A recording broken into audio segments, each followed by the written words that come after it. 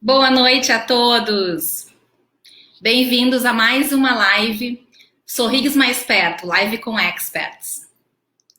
Hoje nós vamos ter uma live sobre ceratocone, que é uma aula maravilhosa. Estamos todos apreensivos, esperando há vários dias e agradecemos muito o aceite do Dr. Renato Ambrosio para participar deste evento. Em breve eu vou apresentar eles para vocês. Eu gostaria de primeiro, então, agora, para nós darmos início ao evento, vamos chamar o vídeo do nosso patrocinador master, Lentes Free Life 3D. Vamos assistir ao vídeo do patrocinador e depois, em seguida, voltamos, aí sim, para conversar com o Dr. Renato Ambrosio.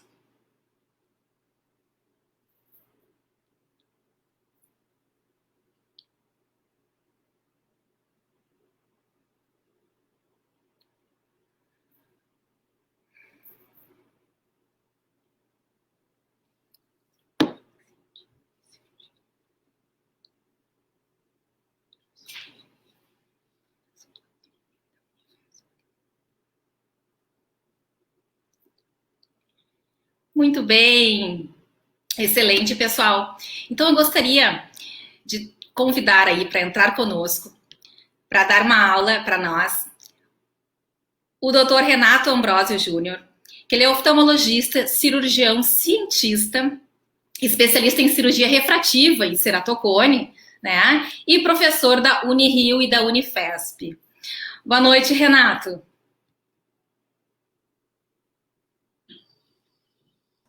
Obrigado pelo convite. Um grande prazer poder colaborar com a sociedade do Rio Grande do Sul, vários amigos, vários colegas queridos, e é um privilégio poder conversar com vocês e trocar essas experiências que certamente a gente aprende mais do que qualquer um quando a gente apresenta e prepara essa apresentação. Fico contente em colaborar. É um prazer enorme, é uma honra para nós termos você aqui conosco hoje, né? Dr. Renato Ambrosio, ele é uma sumidade em ceratocone, não só no Brasil como no mundo inteiro, né? Já foi considerado um dos melhores oftalmologistas do mundo aí, continua sendo, né, Renato? Então é uma honra para todos nós poder assistir a todas as tuas novidades aí, as tuas atualizações sobre ceratocone. Muito obrigado, muito obrigado. Então vamos compartilhar aqui a tela, né? Gostaria só... desculpa, antes de iniciar, eu vou chamar o Dr. Fábio Lavinsky, que é diretor da Sorrigs, o diretor científico da Sorrigs. O Dr. Fábio está conosco aqui junto, Fábio. Boa noite, Fábio. Boa noite, Tela. Boa noite, Renato. Muito obrigado. Só para dar boa noite a toda a audiência, agradecer pelo convite, pela participação. Muito nos honra esse programa Live com Experts. É muito promissor e é uma grande honra para toda a nossa comunidade tê-lo aqui conosco. O prazer é meu, Fábio. Obrigado pelo convite. Espero que vocês gostem da apresentação. Excelente. Com certeza gostaremos. O Fábio está fazendo um excelente trabalho frente da Sorrigs como nosso diretor científico. Já nos brindou aí com eventos extraordinários. Tenho certeza que vai ser mais um. Boa aula.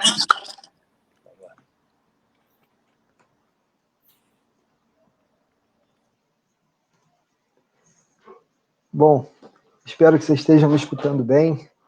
Eu estou contente de falar para vocês sobre esse conceito de um caminho para a medicina personalizada relacionado com os avanços do ceratocone.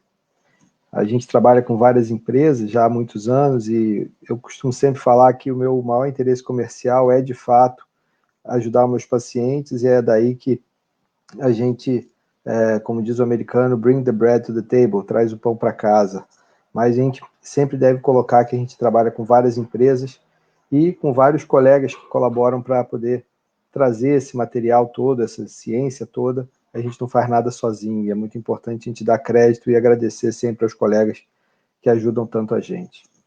Então, quando a gente fala de avanço de ceratocone, eu quero tocar no papel da cirurgia refrativa, o avanço do diagnóstico, que eu chamo de diagnóstico 4.0, com imagem multimodal, entender os paradigmas que a gente conseguiu vencer, os paradoxos que foram criados, para o que a gente está caminhando para a medicina personalizada. E certamente essas palavras paradigmas, paradoxos, a gente vai estar ouvindo cada vez mais, porque faz parte dessas controvérsias, dessas contradições que a gente tem com o desenvolvimento tão acelerado que a gente está vivendo atualmente. A gente sabe que ceratocone não é uma doença nova, é uma doença que começou a ser descrita até antes do Nottingham, mas esse tratado de conical cornea, que foi publicado há mais de 150 anos, talvez seja a primeira publicação completa sobre ceratocone. Mas a gente vê que a cirurgia refrativa trouxe um grande estímulo para tudo que é relacionado, desde o diagnóstico, tratamento clínico e cirúrgico. Mas, de fato, a gente tem que entender o quanto que a cirurgia refrativa ajuda e o quanto que, eventualmente, ela é o grande inimigo. E essa questão deve ser muito bem entendida. Há alguns anos a gente trouxe esse conceito de paradigmas e paradoxos, mas o que a gente deve ver é que a cirurgia refrativa ela estimulou um aumento exponencial no número de publicações no PubMed sobre ceratocone e ectasia. Isso certamente trouxe desenvolvimento, e um dos desenvolvimentos mais importantes vem da cirurgia refrativa, que é o trabalho que culminou com o desenvolvimento do colágeno cross-linking, que hoje a gente chama de cross-linking, uma vez que a gente tem o efeito da matriz extracelular mais entendido, que não é limitado ao colágeno. E isso trouxe um novo horizonte no tratamento para o ceratocone, que a gente precisa entender que a gente não está só trabalhando para a reabilitação visual, que é o trabalho usual do oftalmologista. A gente está trabalhando para evitar a progressão, para prevenir, para a prevenção da doença, progredir e piorar a qualidade de vida e qualidade de visão do paciente. Mas um conceito importante é que a cirurgia do ceratocone ela não é uma cirurgia refrativa. E essa diferenciação do que seria uma cirurgia terapêutica e uma cirurgia refrativa, ela se torna fundamental. Eu costumo colocar essa analogia que um gatinho e um leão têm 95% do DNA, talvez até mais do que isso, igual, mas se você for tratar um gatinho como um leão ou vice-versa, você vai ter um grande problema. Eu não sei exatamente onde é que está a analogia, quem é o leão, quem é o gatinho no paciente de cirurgia refrativa e no paciente com ceratocone, mas o que eu acho importante é a gente colaborar para o entendimento que o que é sucesso na cirurgia terapêutica, um paciente que você opera de ceratocone, que você colocou o anel, ele ficou com -7, com -2,25 de astigmatismo, 20/20, -1 de visão, esse é um resultado fantástico para um anel. Entretanto, se você faz uma cirurgia refrativa e tem esse resultado, isso é um desastre. É um desastre e um problema daqueles mais complexos da gente entender o que aconteceu e por que aconteceu e como resolver. No caso da cirurgia terapêutica, a gente pode trazer a visão corrigida para o paciente usar uma lente fáscica, e aí a cirurgia da lente fáscica passa a ser um procedimento refrativo, que eventualmente também pode ser considerado terapêutico por causa da anisometropia, por exemplo. Mas entender o objetivo da cirurgia é fundamental. Quando a gente fala de cirurgia refrativa e ceratocone, a gente fala desses mistérios de mais de 20 anos que estão relacionados com o desenvolvimento da ectasia progressiva. E o primeiro relato foi também do professor Seiler, em 98, quando ele trouxe 3 casos de pacientes que tinham feito LASIK para alta miopia. Na época, a alta miopia, mais de 12 graus de miopia, seria uma indicação naquela época para fazer o LASIK. Hoje a gente sabe que a gente evita chegar nesse grau tão alto para operar na córnea, mas esses pacientes tiveram um impacto da cirurgia que trouxe a ectasia como uma complicação. Alguns meses depois, ele publicou um outro tipo de situação que também leva à ectasia progressiva, que era no paciente que tinha uma córnea mais fraca, aqui chamada de forma frustra de ceratocone, e delineada como forma frustra de ceratocone pelo mapa de curvatura anterior da topografia, com esse encurvamento inferior. Então é muito importante a gente entender que esses 2 relatos de ectasia estão ligados à patofisiologia da ectasia, e talvez isso possa ser colocado que qualquer doença em medicina tem a ver com a susceptibilidade do indivíduo e do trauma do ambiente, e do impacto do ambiente. Isso, no caso da cirurgia refrativa, a susceptibilidade é a propriedade biomecânica da córnea, que a gente consegue analisar direta e indiretamente. Primeiramente, indiretamente, com a curvatura da córnea anterior, com a tomografia, e hoje, diretamente, com o avanço da propedêutica em relação ao estudo biomecânico. E a gente tem o impacto da cirurgia aqui contribuindo bastante para você ter ectasia progressiva, mas o fato do paciente coçar os olhos ainda é o mais importante. E o conceito que eu acho que a gente deve levar para casa é que qualquer córnea pode ter ectasia, a não ser dependendo da estrutura da córnea. Então, você sempre pode ter uma ectasia, e isso pode ser eventualmente causado pelo hábito de coçar os olhos, ou esfregar os olhos, ou dormir fazendo pressão sobre os olhos, e, no caso, esses hábitos que são ruins para qualquer pessoa, eles são piores para quem tem ceratocone. Então, entender que agrava o ceratocone e pode eventualmente causar ectasia, talvez seja um conceito fundamental.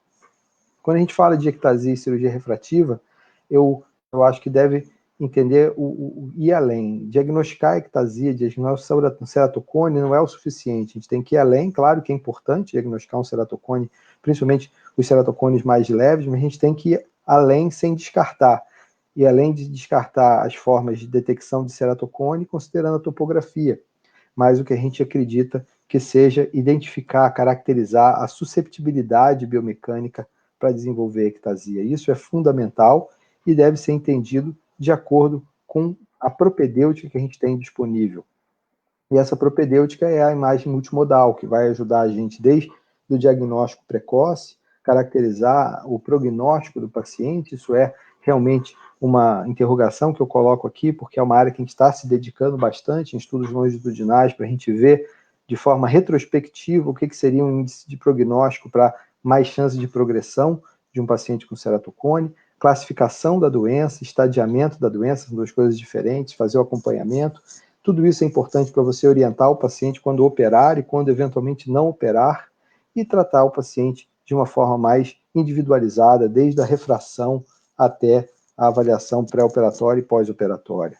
Então, os conceitos de diagnóstico, acho que a gente tem que entender que tem dados que são adquiridos, esses dados vão ser translacionados em parâmetros dos aparelhos, esses parâmetros vão ser obtidos em displays, e você pode usar, eventualmente, a inteligência artificial, os estudos estatísticos, para você fazer um diagnóstico.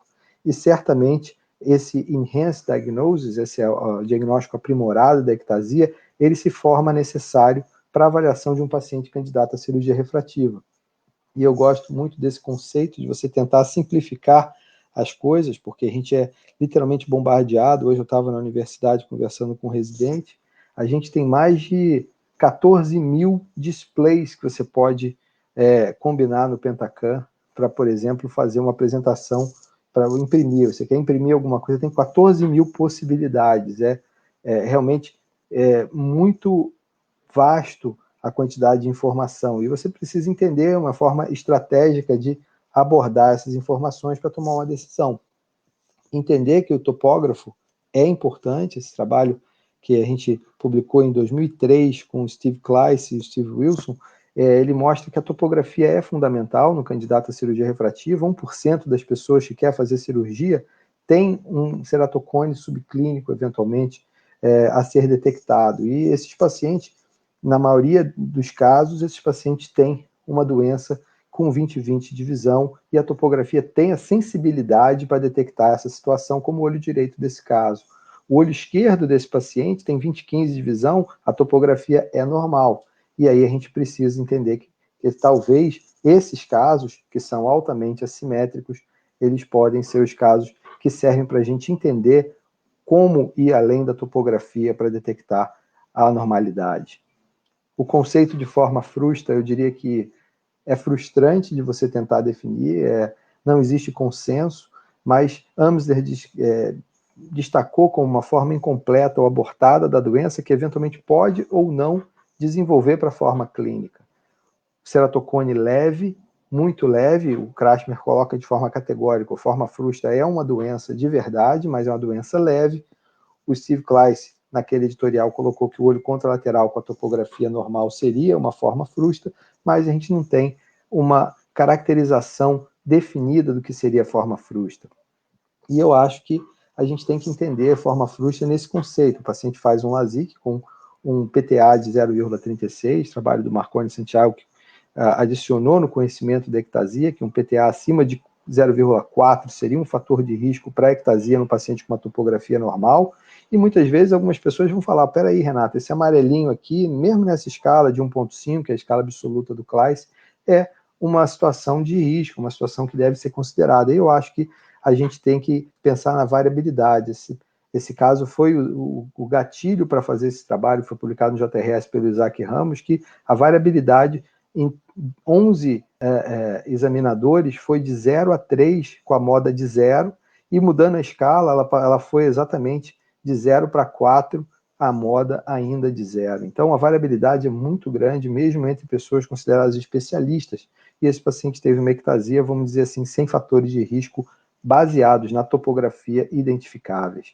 E quando você olha para a tomografia, você vê a elevação posterior com alguma alteração, você vê a paquimetria com alguma alteração, o escape da progressão paquimétrica, e a gente tem índices objetivos, que seria o ART máximo e o BED-D, que estão caracterizando susceptibilidade, o paciente com 20/20 de visão com correção, sem nenhuma anormalidade na lâmpada de fenda. Eu não diria que esse paciente tem um ceratocone, mas ele tem uma córnea com susceptibilidade identificada a nível aqui tomográfico.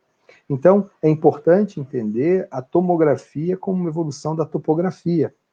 E alguns casos que são bem interessantes, que o SMILE ele tem um impacto, por exemplo, o impacto biomecânico é menor no SMILE do que no LASIK, isso não há dúvida sobre isso, mas o SMILE ainda enfraquece a córnea, e esse trabalho do Tarek El-Nagar, ele publicou o primeiro caso de ectasia pós-SMILE, e ele me mandou os dados do paciente para poder avaliar, e antes de você ir para o Pentacan dele, que você quer ver um BED-D, você não consegue ler o número, mas você vê que está normal, você vê que esse paciente tem uma anormalidade na curvatura.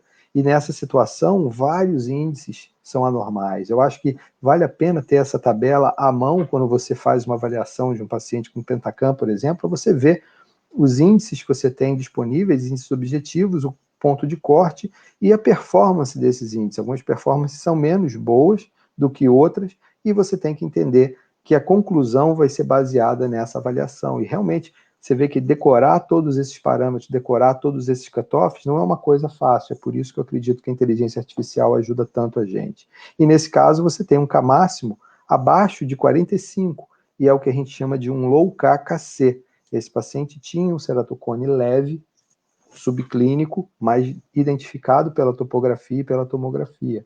E é por isso que você precisa fazer uma avaliação objetiva, e no caso, a tomografia com Pentacan, ela se tornou um padrão por causa dessa capacidade de fazer diagnóstico, fazer screening e fazer o follow-up com o ABCD que o Behling desenvolveu, que vê a face anterior, face posterior, paquimetria mais fina, e eventualmente considerando também a visão para você poder considerar essa progressão, e isso ajuda você a identificar quando fazer a cirurgia.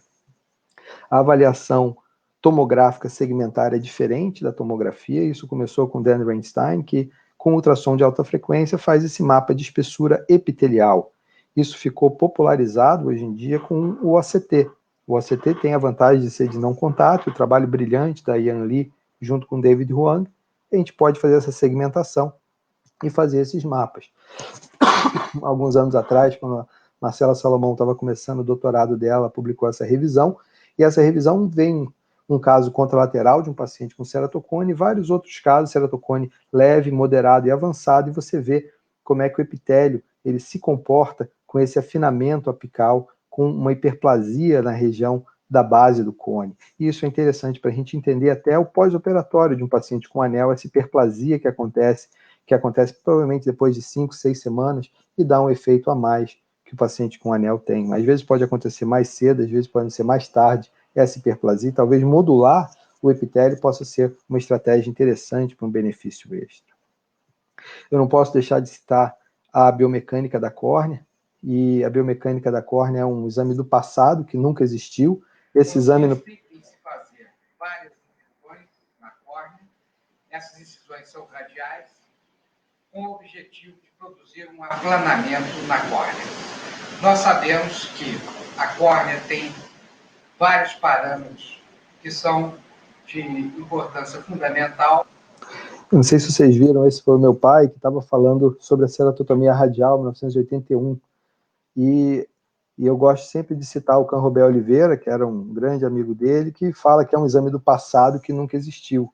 E as propriedades biológicas, elas são um entendimento mais avançado da arquitetura, e você tem a cicatrização e a biomecânica da córnea para você entender. E certamente a cicatrização é um parâmetro fundamental ainda para a gente conseguir dominar, para você melhorar o resultado de qualquer cirurgia. Mas hoje a gente, com a nossa propedêutica, a gente consegue entender mais sobre a biomecânica da córnea. Começou com o estudo do David Luce, que é um tonômetro de sopro, e nessa época a gente começou o nosso grupo de estudos. Isso foi 2005, 2006, quando começamos a usar o Ocular Response Analyzer. Nessa época o Bruno Fonte estava terminando a residência e começando o doutorado, e junto com o Walter Nozel tive o privilégio de colaborar na orientação dele, e com estudos como esse, que ganhou o prêmio Trautmann em 2011, que você vê a esterese de 9.1 em 2 casos bem diferentes, uma córnea normal e um paciente com ceratocone leve. E esses 2 casos com a mesma esterese, você vê a deformação da córnea diferente. E essa deformação da córnea foi depois estudado pelo Alan Luz, que seguiu uma nova tese de doutorado também na Unifesp, e hoje em dia a gente tem essa integração de uma forma mais fácil. A integração que o Alan fez da biomecânica com a tomografia, ela era mais teórica, porque os 2 aparelhos de 2 empresas diferentes, e alguns anos depois a Oculus começou a trabalhar com o Corvis, que é um tonômetro de alta velocidade com a imagem de Scheinfeld, que você consegue derivar a deformação da córnea, a velocidade de deformação, a relação da deformação no centro e da periferia, e você, com essas informações, você tem o índice de biomecânica da córnea, o CBI, que é um trabalho que também colaboramos com o Paulo Vintiguera e Ricardo Vintiguera, que também ganhou o prêmio Trautmann alguns anos depois. Nessa altura, a gente já estava mudando a nossa logo do grupo de estudos e entender que a gente precisava fazer uma integração, e essa foi a tese do Bernardo Lopes, que a gente precisava usar parâmetros objetivos, definir uma população com e sem doença de forma bastante delineada para você saber o que você está buscando, fazer testes de estatística para identificar os melhores parâmetros e inteligência artificial para poder fazer um parâmetro mais baseado, porque realmente a gente tem mais de 500 parâmetros que a gente tem desses 2 aparelhos. E essa situação a gente precisa usar técnicas de inteligência artificial como a Random Forest. E destacando a população doente e não doente, a população doente, a melhor coisa é você pegar pacientes que têm doença subclínica, e esses casos, esses 96 olhos de topografia normal, de paciente com ectasia detectada no outro olho e topografia normal com esse critério objetivo, a gente tem essa situação. E com o TBI, que é o Random Forest, você tem uma capacidade de detectar mais de 90% desses pacientes. E, obviamente, o cutoff tem que baixar. E quando você abaixa o cutoff, você começa a ter casos ditos como normais que são detectados. Eventualmente, são esses os casos susceptíveis que a gente quer, eventualmente, detectar. E isso, na minha forma de entender, é um contínuo da susceptibilidade para a ectasia. Alguns meses atrás foi publicada essa revisão no JRS da Maria Henriquez, esposa do nosso amigo Luiz Esquerdo, do Peru, e existe uma falta de sistematização do que seria um ceratocone subclínico frustro. Não existe uma concordância em uma série de estudos que ela levantou da literatura, né? São 95 estudos e realmente existe uma dificuldade de você definir o que seria a forma frustra subclínico de ceratocone. Não existe consenso, como a gente buscou isso no consenso global.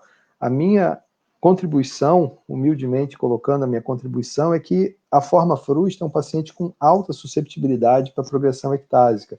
E a gente viu isso pela primeira vez em 2009. Esse trabalho foi publicado em 2010, esse caso de um paciente que fez LASIK no olho esquerdo, não fez nada no olho direito. O olho direito seria considerado um candidato para LASIK, mas com a tomografia e com a biomecânica, esse paciente teve uma susceptibilidade identificada. Então, isso é importante, que esse paciente está ainda estável anos depois, com 20/15 de visão, e talvez, se eu mostrar uma topografia como essa, para qualquer colega de cirurgião refrativo que com a córnea de uma espessura dentro do primeiro desvio padrão, se você fizer um flap, você vai ter um flap 120, que é o padrão hoje, com leite de fento segundo, leite residual 330, mas esse paciente tem uma tomografia com alguma suspeita, e muita gente fala, pô, você está achando pelo em ovo com esse caso, que tem uma irregularidade pequena, mas esse paciente pode fazer LASIK, mas se você olha para a tomografia integrada biomecânica, você vê um TBI de 0,78.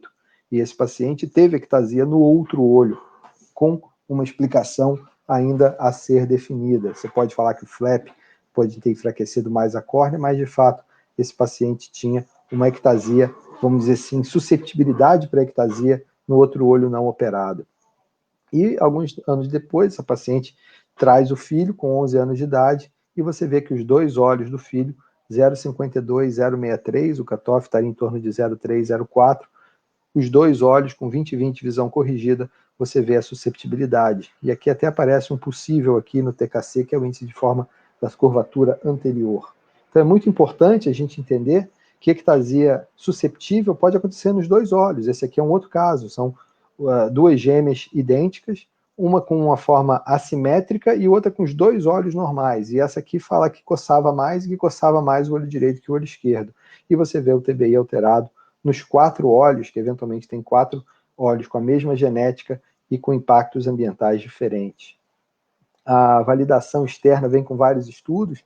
Quando eu visitei o George Warren IV e a Carol Rocha, o Jorge Haddad estava terminando o fellow dele, e a gente publicou essa série de casos que trouxe também uma coincidência em relação à sensibilidade. Mas na literatura a gente começou a ver vários casos sendo publicados com a topografia e com tomografia normal, que você tinha uma sensibilidade menor do que a nossa, identificada de 90%. Então, esses casos, eventualmente, eles servem para a gente poder melhorar. A inteligência artificial ela está em constante evolução. E nessa constante evolução, você tem agora uma série que passou de menos de 100 para 543 olhos VAI-NT, e isso, usando técnicas de inteligência artificial, a gente pode melhorar o TBI. Esse foi um trabalho que contou com a colaboração dos colegas do Brain, principalmente a Edileuza Leão, que fez um trabalho brilhante de mineração de dados para poder chegar a um algoritmo melhor, junto com o nosso trabalho, com o Bernardo Lopes. E para ter uma noção, esses casos, eles têm uma sensibilidade do BED-D muito alta para os casos de ceratocone e de ectasia, mas você olha que a sensibilidade dos pacientes VAI-NT, ela cai do BED-D para 70%. E quando você vai para o novo TBI, comparado com essa nova função, você aumentou, mesmo nos casos clínicos de ceratocone e VAIE, que é o caso ectásico desses pacientes que têm ectasia, e aqui você aumentou para 90,5%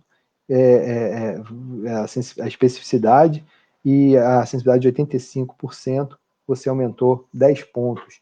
Ainda tem esses casos aqui eventualmente são casos que têm ectasia unilateral, e aqui tem o melhor exemplo de ectasia unilateral, paciente com 20/20 mais sem correção no olho esquerdo, a gente fez o anel no olho direito, o paciente ficou muito bem com o anel, e ele foi para Londres para mudou o trabalho dele, e consegui que ele fizesse um follow-up com Dan Reinstein, muito interessado em saber o que ele ia achar com Artemis, com o mapa epitelial do olho que não tinha ectasia no olho esquerdo, e estava realmente normal, e o Dan é muito prolífico na avaliação clínica, ele faz realmente uma avaliação muito completa, inclui ainda o Orbiscan, e a gente conseguiu refazer a análise do Orbiscan com o software do Damian Gatinel, que também estava normal.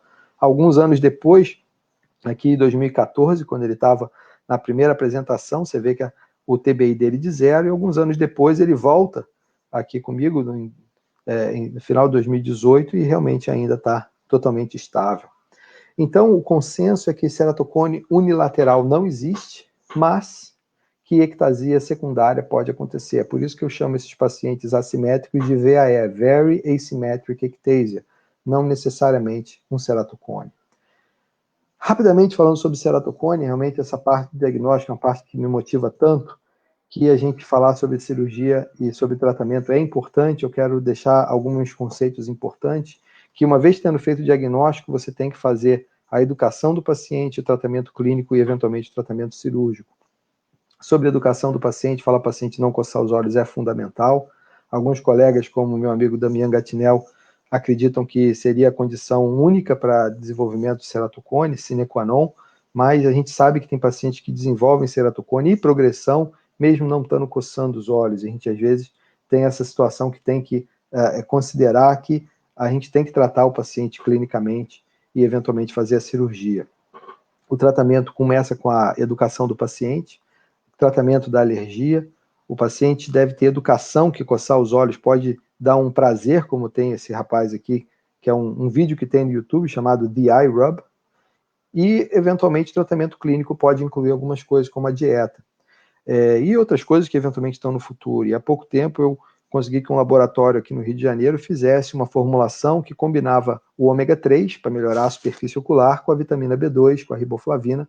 A riboflavina, a dose usual, necessidade usual da pessoa é de 1,3 a 1,7 miligramas, não é 500 miligramas, 500 miligramas é o recipiente da cápsula, ou de 100, ou 200, ou 500, que você vai ter disponível comercialmente, mas dentro dessa cápsula você vai ter 1,7, o suficiente, aqui junto com o ômega 3, principalmente o ômega 3 com a origem do peixe, que é a molécula mais alongada, que vai ter mais efeito anti-inflamatório.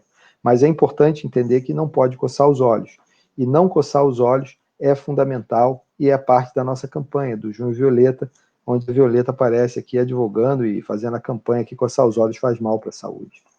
O tratamento a reabilitação visual deve começar com óculos, passa por lente de contato, que dá a melhor visão, mas não para a progressão do ceratocone. Realmente, a lente de contato, se tiver um papel na progressão do ceratocone, é negativo, é para aumentar a chance de progredir. E isso virou um dos pontos mais importantes do consenso, que realmente a gente tem consenso que elas não param a progressão, e os pacientes que estão usando a lente por motivos cosméticos, eletivos, ele tem que estar bem com óculos, tem que ser realmente muito bem aconselhado e eventualmente desencorajados. Em relação à cirurgia, a gente venceu o paradigma. Nosso paradigma, né, foi uma cirurgia minha na minha época da residência, do 99.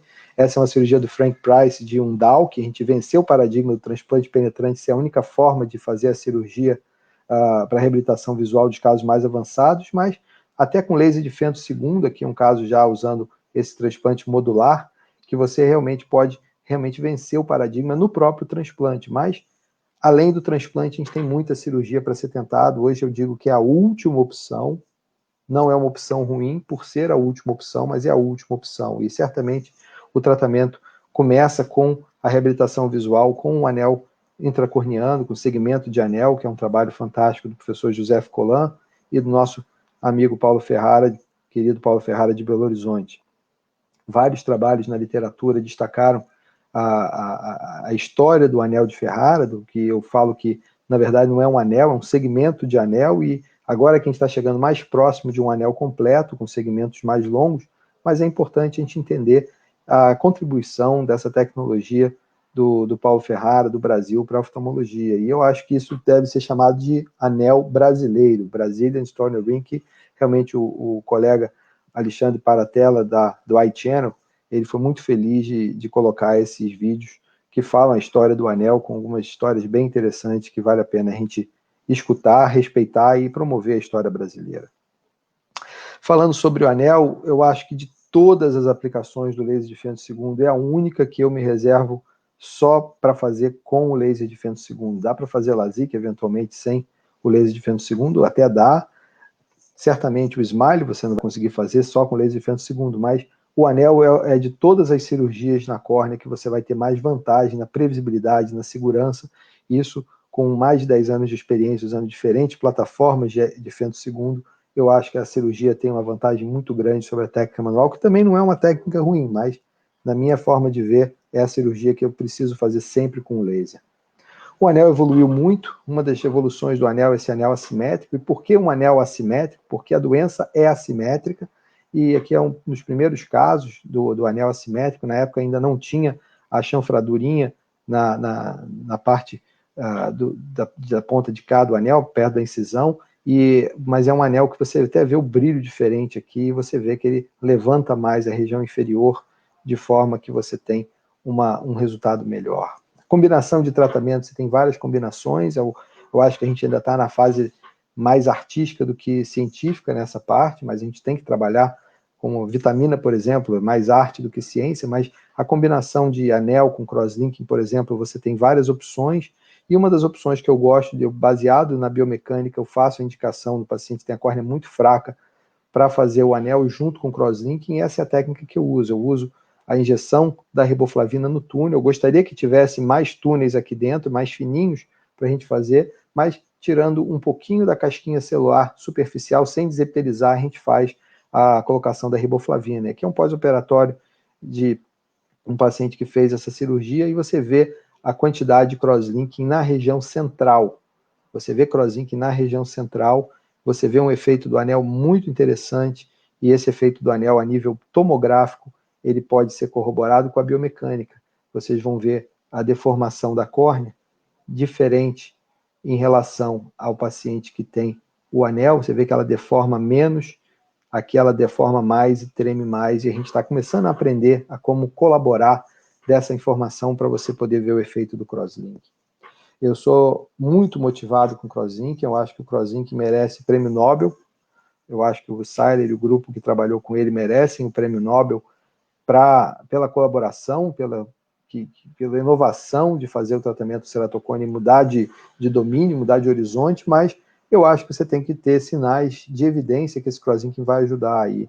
É isso para ajudar o paciente. Alguns anos atrás eu fui convidado para escrever nesse livro a parte de controvérsias e não teve oposição nessa situação. Mas antes de ontem, no domingo à tarde, a gente participou de um webinário com o pessoal da Espanha e da Argentina, que o Hafez ele mostrou as ideias dele, com as quais hoje eu coloco que eu até concordo mais do que discordo.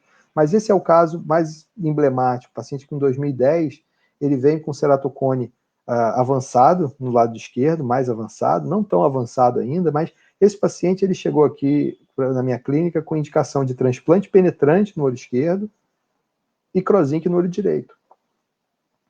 E é muito difícil você falar para não fazer cirurgia no olho direito. Esse paciente tem 20/20, visão sem correção, e 20/15 com um astigmatismo que ele não usa. Ele não usava nem óculos. Ele descobriu que tinha doença porque, por algum motivo, ele fechou o olho direito e viu que não enxergava bem do olho esquerdo. Esse paciente, ele recebeu o anel no lado direito, no lado esquerdo, e só acompanhamento clínico. O anel teve um resultado ótimo, desde os 3 meses ficou estável, e a primeira coisa que a gente fez foi tratamento clínico, falar para ele não coçar os olhos. Ele está estável até o último segmento que a gente fez em fevereiro de 2019. Em fevereiro desse ano ele estaria voltando, mas por causa da pandemia ele não voltou, mas eu tive informação que ele está bem. E isso é importante a gente entender, que se o paciente não precisa de cirurgia, ele eventualmente não deve fazer, porque essa cirurgia pode colocar ele em mais risco do que benefício. Aqui é a publicação que a gente fez em janeiro de 2015, com 5 anos de follow-up, hoje com 10 anos de follow-up, eu acho que eu posso dizer que não ter feito crosslinking não foi uma ideia errada. Só que isso não é sempre o caso. Esse paciente, por exemplo, ele se apresentou em 2017, paciente com síndrome de Down, a cirurgia indicada, eu fiz a indicação de cirurgia, você vê que em 2017 ele tem uma progressão brutal. A curvatura dele passou de 51 para 75, de 70 para 100, realmente uma progressão brutal que você vê a nível fácil na tomografia e também a nível biomecânico. Esse paciente eventualmente perdeu a oportunidade de fazer o crosslinking, sim, perdeu a oportunidade, mas eu lembro bem a conversa com os pais desse paciente, o paciente está ainda andando bem, brincando, feliz da vida, e fazer uma cirurgia numa situação dessa ofereceria um risco, e o entendimento de fazer e não fazer a cirurgia tem que considerar muito além da córnea do paciente, tem que considerar o paciente. E, eventualmente, esse entendimento, de forma consciente, justifica que a cirurgia não fosse realizada mesmo agora. E eu costumo falar que a decisão de fazer e de não fazer, ambas estão certas e ambas estão erradas, dependendo da ideia que você tem. E o Hafez, no domingo, ele colocou muito bem que os avanços do crosslinking permitem formas eficientes de crosslinking transepitelial, que eventualmente você pode ter mais segurança para você acompanhar um paciente e identificar uma suscetibilidade, uma progressão, e de uma forma mais precoce indicar o crosslinking. E isso é um conceito interessante que a gente certamente vê com ótimos olhos para poder ajudar os pacientes. Aqui, um grupo de pacientes, 50 casos que a gente não operou o segundo olho, só operou o primeiro olho. Isso foi levantado pelo Diogo Lopes, um colega português que estava visitando a gente há uns anos atrás, e ele viu que o olho que operou realmente teve uma melhora, né? Melhorou a curvatura anterior, melhorou o camaço, melhorou a visão do paciente, tanto sem correção como com correção, diminuiu o astigmatismo, e o olho que não operou ele teve também uma melhora na visão. Por quê? Porque a refração ficou melhorada, a topografia melhorou um pouco em relação à regularidade, que isso justificaria até o efeito do tratamento clínico, mas, de fato, a estatística não mostrou progressão, o que eventualmente é o que a gente queria mostrar nesse trabalho. Em relação à medicina personalizada, alguns aspectos importantes, a gente deve entender que a expressão genética no epitélio e na lágrima pode ser um caminho para a gente melhorar o entendimento do ceratocone, esse chip que a gente pode eventualmente fazer um kit de diagnóstico para você avaliar tanto a inflamação da superfície como a parte genética. Isso pode fazer com que a medicina personalizada, que é a medicina de acordo com a parte molecular do paciente, eventualmente genética, isso vai aumentar a nossa habilidade de prever o tratamento mais seguro e eficiente. O diagnóstico certamente é fundamental, vai ter um custo-benefício mais racional e mais assertivo, e certamente vai mudar a forma da gente pensar para ter um entendimento dessa nova tecnologia, que é uma revolução em evolução, que muitas vezes as pessoas falam que nessa nova subespecialidade, nesse novo mundo, nesse novo normal que a gente eventualmente está vivendo, uma das questões paradoxais é que o nosso trabalho como médico vai diminuir a relevância. E eu acredito que seja até pelo contrário, você precisa de ter mais entendimento para poder usar essas informações de quando, como e por que fazer a cirurgia de uma forma individualizada, com educação do paciente, com educação dos familiares, certamente pensando no melhor para o paciente. Eu adoro esse aforismo que você vai curar algumas vezes, aliviar muitas vezes, mas sempre tem que estar considerando fazer o conforto, trazer o benefício para o paciente do ponto de vista médico. E isso precisa ser um médico de verdade, um ser humano para fazer esse trabalho. Queria agradecer mais uma vez a atenção de vocês e fico aqui à disposição para uma discussão.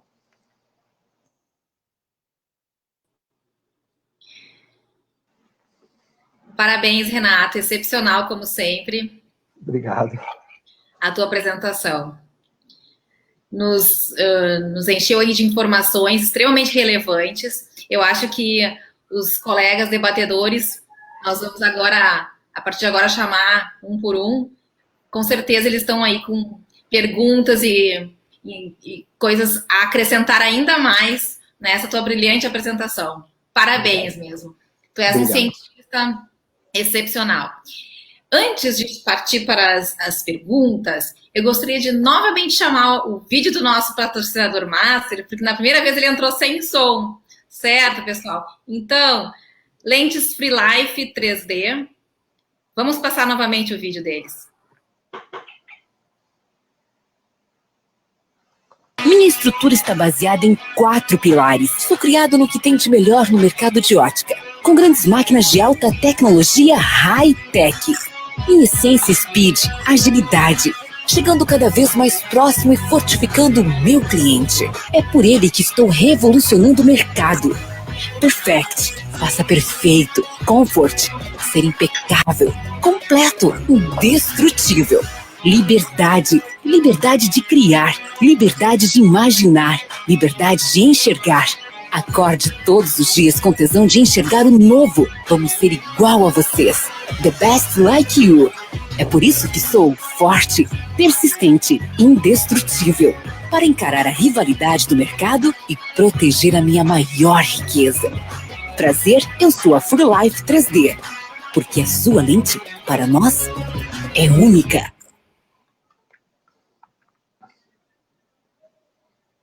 Muito obrigada, Free Life. É extremamente importante que os patrocínios continuem, apesar, né, dos eventos estarem online por causa da pandemia, né, Renato? Como é importante as empresas continuarem nos apoiando na continuação do aprendizado médico, que é extremamente importante. Muito bem, então é com prazer que eu vou chamar agora o Dr. Otávio Magalhães. O Dr. Otávio Magalhães, ele é preceptor da córnea lá do Hospital Banco de Olhos, aqui de Porto Alegre. Bem-vindo, Otávio. Boa noite. Muito obrigado aí a Sorigs aí pelo convite da tela, do Fábio Lavins. E parabenizar o Renato aí, porque, olha, eu vou te dizer, eu sou um fã do teu Junho Violeta. Eu acho que esse tipo de campanha é fundamental, é algo extremamente importante ter esse tipo de engajamento, porque quem, né, como a gente faz córnea, e tem tardes que a gente atende 12, 13 pacientes, 10 tem ceratocone, né, então a gente tem que... essa conscientização do esfregar os olhos, né, é muito importante. Então, parabéns aí, Renato. Isso aí esse tipo de campanha é muito bacana, muito legal, parabéns. E uma última coisa também, só para te parabenizar, que eu tenho certeza que no Brasil a gente trata o ceratocone muito melhor que muitos países desenvolvidos, muito mais, tenho certeza. Estados Unidos, olha, eu acho que a gente dá um baile neles lá, a gente sabe mais e a gente tem um approach melhor. Eu acho que também é um dos responsáveis por esse tipo de avanço aqui, e eu tenho certeza que a gente não pode ter síndrome de vira-lata nessa nossa especialidade. A gente tem os melhores profissionais e as melhores condutas, eu tenho certeza disso. Bom, a minha pergunta, desculpa, depois de enrolar tanto, a minha pergunta é sobre a riboflavina vioral. Eu não sei o que pensar a respeito da riboflavina vioral.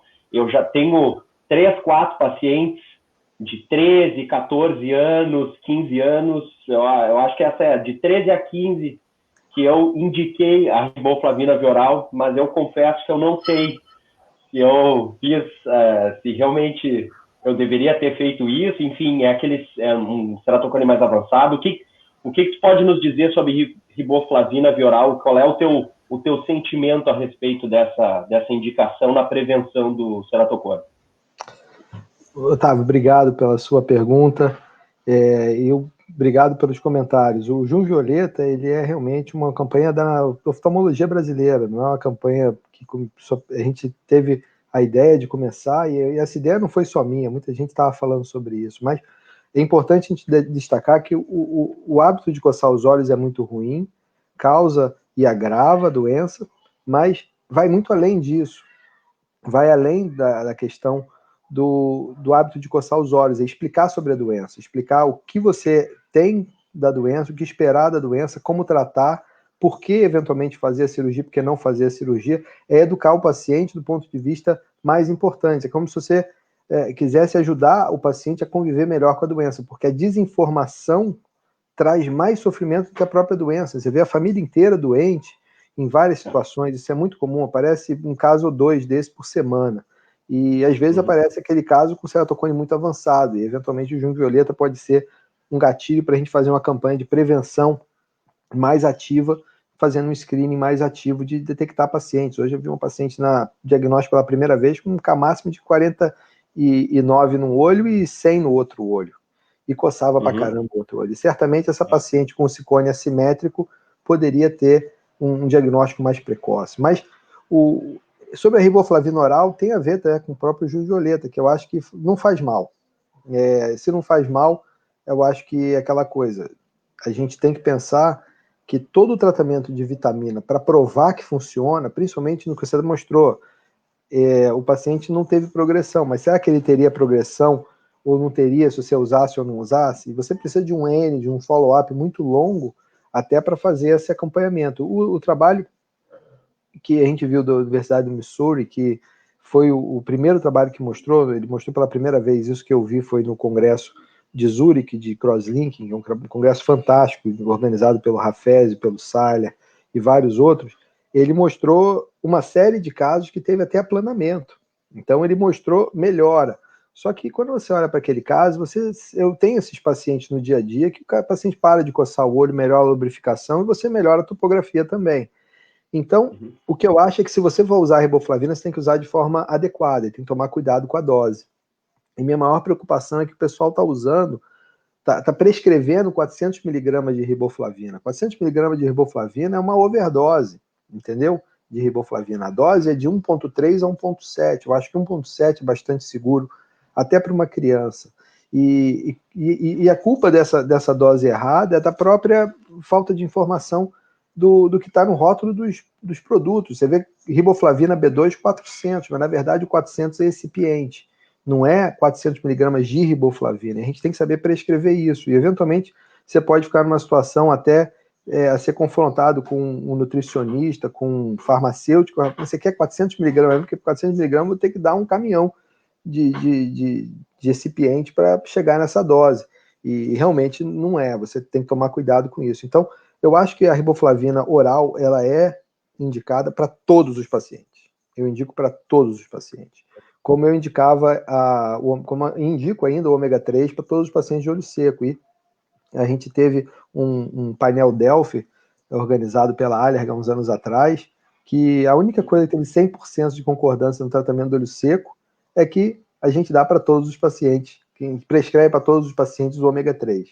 E eu acho que se a gente fizer hoje, daqui a algum tempo, um painel Delphi sobre ceratocone, e isso vai ser o global que o José Álvaro está eventualmente organizando, a gente vai ver que a riboflavina oral vai estar no topo das concordâncias totais, junto com o paciente não coçar os olhos. Então, eu encorajo o paciente a usar, mas eu explico, eu falo exatamente assim, e eu coloquei exatamente isso no livrinho da Violeta. É mais arte do que ciência, mas eu acho que a gente tem que entender o quanto que isso pode estar ajudando e o pouco que pode estar eventualmente atrapalhando. Perfeito. Muito obrigado. Eu que agradeço. Boa noite. Boa noite. Obrigado. Tudo de bom.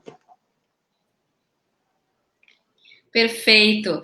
Muito bem. Eu gostaria agora de convidar a doutora Caroline Fabres para fazer a próxima pergunta. Ela é a assessora de eventos da Sorrigues, especialista em córnea e catarata do Hospital Moinhos de Vento. Boa noite, Caroline. Tá no mudo teu microfone. Boa noite a todos vocês, boa noite. Muito obrigada pelo convite. Como é que vai, Renato? Tudo bem? Tudo Queria ótimo. muito agradecer a doutora Terla Castro, que é a nossa presidente da Sorrigues, por esse evento fantástico. Todos os meus amigos aí, os demais debatedores, os meus amigos oftalmologistas. Queria mandar um beijo para vocês nessa pandemia, que não está fácil, todo mundo trabalhando. E saudade de ver todo mundo pessoalmente. A minha pergunta hoje, Renato, parabéns pela tua apresentação brilhante. É incrível, assim, eu sou fascinada pelo teu trabalho. Tu és um cientista, uma pessoa que consegue fazer algo difícil no Brasil, como desenvolver ferramentas, produtos, trabalhar com a indústria e ter a sua própria clínica, atender no seu consultório, ver os pacientes e publicar tanto. Ser professor, meu Deus, é tanta coisa. Mas, assim, o que me impressiona no ceratocone é que é uma doença realmente um desafio diagnóstico para casos tão subclínicos, difíceis até mesmo de conceituar. E a nossa missão, nosso propósito como médicos é, sem dúvida, não deixar nenhum desses casos passar, nenhum caso sutil, e muito menos cometer o erro sob uma falsa premissa, uma premissa não verdadeira, onde de repente se pode indicar uma cirurgia refrativa e acabar promovendo o surgimento de uma ectasia. Então, eu sou fascinada pelo diagnóstico e fico impressionada, e achei a tua aula bem ampla e completa, no sentido de observar como é amplo a gama de ferramentas que nós precisamos, como nós precisamos de tantos equipamentos e exames complementares da córnea. Como tu tem acesso a tudo isso, com certeza tu deves ter um jeito de trabalhar na tua clínica, e fico curiosa, assim, como é a tua prática. Minha pergunta é como tu consegue, de fato, canalizar todas essas informações, são tantos dados, e qual é a tua rotina no teu dia a dia para acessar pacientes de todos os perfis, com suspeitos ceratocones, com ceratocone, com algum tratamento, como tu faz esse follow-up. E, claro, nos direciona, nós, oftalmologistas especialistas em córnea, que às vezes não temos todo o arsenal disponível, diagnóstico, como tu acha que seria uma melhor prática hoje, na atualidade, fazer uma boa medicina para não escapar nenhum caso? Obrigado pela sua pergunta. Realmente não é simples, em pouco tempo, tentar te responder de uma forma objetiva, mas eu vou te dar talvez uma citação filosófica aqui da Arte da Guerra. Você tem que conhecer o que você tem de armas e o seu inimigo, para você ganhar todas as batalhas. Se você não sabe o que você tem, ou não sabe o que seu inimigo tem contra você, você vai perder todas as batalhas. Então você tem que tentar conhecer o que você tem de diagnóstico. E a partir daí você vai poder detectar o seu limite, que você vai de forma mais segura. Então, por exemplo, se você tem só topografia para paquimetria, você vai ter mais capacidade de diagnosticar se você não tiver essa topografia. Mas você tem que entender a limitação da própria topografia e, eventualmente, considerando a idade, considerando o grau, você pode tomar uma decisão mais segura para você fazer uma ablação de superfície ou um acompanhamento de um paciente, entendeu? Mas muitas vezes a gente vê até na Keranet agora, tá, algumas discussões sobre forma frustra de um paciente que tem um curvamento inferior, se isso é um warped da córnea, se é um ceratocone leve, e eu acho que você precisa de ir além. A própria tomografia já não é o suficiente, aí precisa de uma avaliação do mapa epitelial, um estudo biomecânico poderia te dar alguma informação a mais, e certamente, muitas vezes, mesmo com essas informações todas, você não tem todas as respostas, você precisa de, será que tem que ficar mais tempo sem usar lente de contato? Será que essa situação uma doença subclínica? E tomar uma decisão de acordo com o que é mais seguro para o paciente. Risco zero não existe. Você vai gerenciar esse risco para ele ser aceitável. E sobre a pergunta como eu gerencio isso na minha clínica, a gente está sempre melhorando, né? Eu acho que o nosso objetivo nesse planeta é estar evoluindo, melhorando sempre, e eu tenho certeza que a minha forma de trabalhar, ela pode melhorar sempre, entendeu? Eu gosto muito de uma frase que você precisa saber muito pouco para achar que sabe, mas precisa saber muito para saber que você não tem que saber mais. E eu prefiro sempre pensar nessa situação. Quanto mais eu sei que não sei tudo. É diferente da filosofia socrática, que tudo que sei é que nada sei, que simplificou de uma forma até irônica. Mas a minha rotina, eu tento trabalhar de forma eficiente. Eu tenho técnicas que me ajudam muito na minha pré-consulta e elas passam nos exames e eu tenho uma forma de ver esses exames. Então, quando eu desenvolvi esse display, o TBI, é uma forma de eu me ajudar, porque é muita informação. Ficar vendo a deformação, aí você vê a deformação, aí você vê de novo, isso é subjetivo e toma um tempo que a gente não tem, eventualmente. Você precisa de uma avaliação objetiva.